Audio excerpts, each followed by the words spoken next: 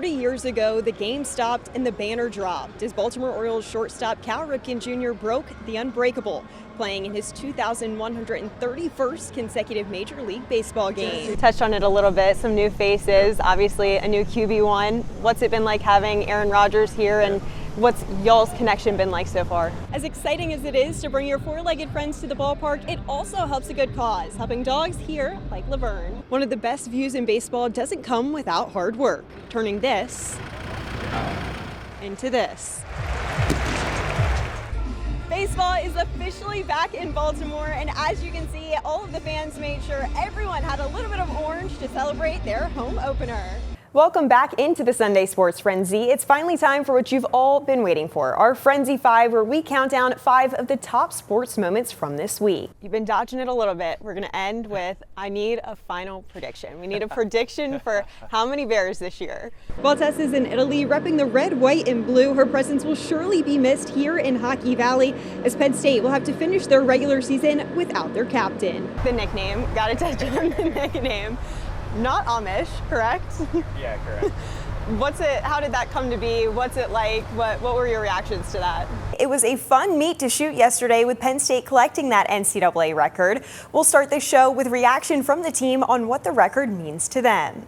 Sorry, just had a little baseball conversation. Coach, as a Yankees fan, if you've been tuning into anything I've done, you know I'm an Orioles fan, so little back and forth right now. But Coach, let's talk about your defense. Sure. You know, 29 points allowed this season, no one more than one touchdown. What can you say about that group? I've got to address the elephant in the room, or rather, horse in the room. I've learned that horses do make me a little uneasy today. Well, regardless of where they're playing well. They're off to a 3-0 start, actually, and we'll have more from that third win coming up in just a little bit. Ryan? Here's the pitch. Nick Kurtz destroys another baseball. Home run hero here in Sacramento. Nick Kurtz has made quite the name for himself since the Athletics called him up to the big leagues on April 23rd. When our AAA manager called me, I didn't really know how to react. It was one of those feelings that you'll never forget. Like, it's just everything you've ever done in your life kind of has come to that one moment, and you kind of like finally did it. Every athlete has an adjustment period when making the major league jump. Kurtz's didn't last long. Nick Kurtz does it again.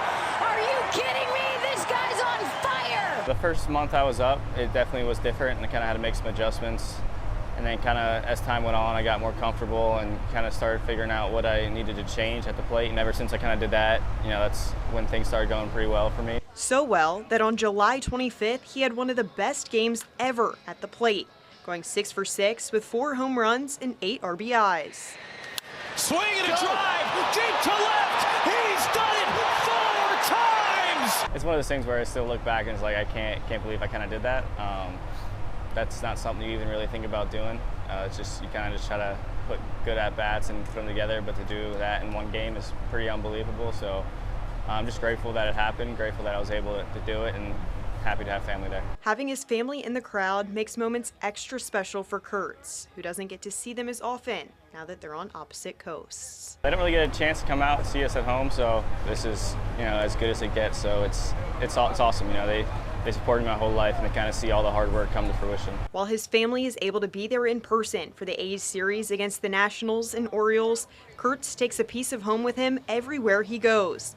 The nickname given to him by his teammates in spring training, the Big Amish. 0-1 in the air to deep left. Houston, you do have a problem. His name is the Big Amish. I think it's funny. I like it. It kind of, again, it kind of represents Lancaster in a way, and I didn't think it'd ever get as big as it is now, but that's kind of what, you know, I hear people yelling at me, Big Amish, from across the street and stuff, which is pretty funny, but I like it and just gonna keep going with it. While Nick is not Amish, he leans into it, representing his hometown on a national stage. You don't hear about a lot of people from Lancaster. Not many people even really know where it is, so it's kind of cool to be from a small town and kind of give everyone there someone to kind of root for, and kind of, I hope I'm, you know, representing Lancaster well. Lauren Bradford, Fox 43. And let it be said that number 8, Cal Ripken Jr., has reached the unreachable star. 30 years ago, the game stopped and the banner dropped as Baltimore Orioles shortstop Cal Ripken Jr. broke the unbreakable, playing in his 2,131st consecutive Major League Baseball game. I've had 30 years to reflect on that wonderful night of 21-31, and I still think it couldn't have played out any better. Fans who were in attendance that night couldn't agree more. Cal Ripken was out there, and the place was just going crazy. 45,000 people. It was just unbelievable. When Cal completed that fifth inning, the world stopped. But for Cal, it was never about the big moments until it was. I thought the game was important, and we should finish the game and then celebrate afterwards. Then once they gave me that final shove, about 100 feet down the line, I could care less about the game again.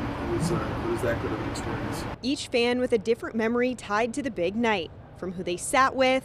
The guy sitting in front of us saw Lou Gehrig play, so he had a lot of stories to tell. To remembering family members like Sandra Potter's son Ronnie, who drove Cal around Camden Yards. And to be here, I feel like he and my husband are in heaven. They're going to be sitting right with us, and we love Cal. One Christmas, Cal gave my Ronnie a baseball, and on it he wrote, "Ron, thanks for taking great care of my office." That was our treasure. A man for the fans, all Cal ever wanted to do was show up for his hometown team. That one day at a time approach turned into 2,632 games in a row. A record I'm proud of for the simple reason that my team could count on me to be there. Lauren Bradford, Fox 43.